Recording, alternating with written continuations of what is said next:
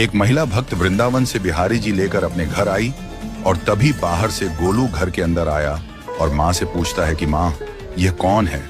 तो मैया ने बोला, ये भगवान है और ये ही हमारे मालिक हैं। अब तो घर में जब भी कोई नई चीज बनती तो सबसे पहले बिहारी जी को भोग लगता।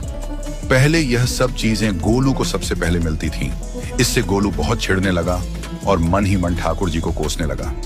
एक दिन गोलू की माँ काम पर जाते समय बोली, गोलू, यमुना जी से मटके में जल भर कर लाना।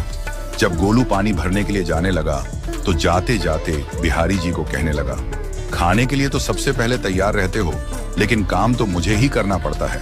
अगर यहाँ रहना है तो काम करो। कहकर गोलू यमुना जी से जल भरने के लिए चल पड़ा। गोलू जब यमुना जी में जल भरने लगा तो उसने देखा कि यमुना जी के अंदर बिहारी जी विराजमान है और कह रहे हैं, ला गोलू, घड़ा हम भर देते हैं। गोलू उनको देखकर हैरान हो गया और बोला, नहीं नहीं, मैं अपने आप भर लूंगा।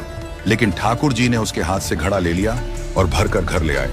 गोलू घर आकर डर रहा था कि अगर माँ को पता लगा कि मैंने ठाकुर जी से काम करवाया है तो आज मेरी पक्की पिटाई होगी। माँ ने घर आकर बिहारी जी को गीले कपड़ों में देखा तो एकदम से हैरान हो गई और कहने लगी कि गोलू, ये जरूर तेरी शरारत है, जरूर तूने ही इन पर जल डाला है।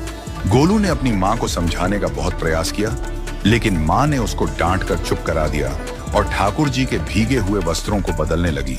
अगले दिन जब माँ ने गोलू को अनाज पिसवाने का काम दिया तो बिहारी जी फिर अनाज का कनस्तर ले आए और माँ को ठाकुर जी के वस्त्रों के ऊपर सूखा आटा पड़ा मिला। तो माँ ने फिर गोलू को डांटा कि तुझे पता नहीं कि ये हमारे भगवान हैं और तू भगवान के साथ शरारत करता है। आज तूने फिर इनके ऊपर आटा फेंका है।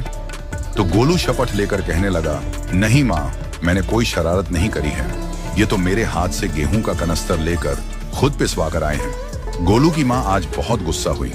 अगले दिन फिर माँ बोली, बेटा गोलू, आज तुम्हारे बाबा बाहर गांव से वापस लौट आएंगे।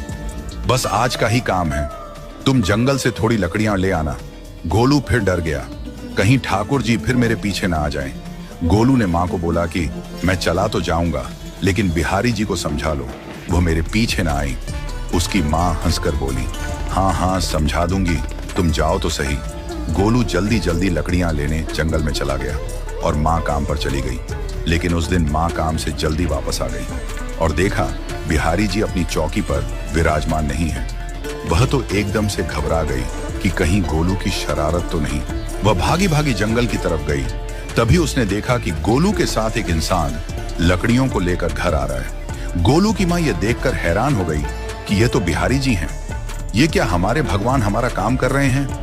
इसका अर्थ गोलू ठीक कह रहा था। वह जल्दी जल्दी भागकर ठाकुर जी के पास गई और लकड़ियां उनके हाथ से लेते हुए उनके चरणों में गिरकर रोती हुई बोली, हे बिहारी जी, ये आप क्या कर रहे हो?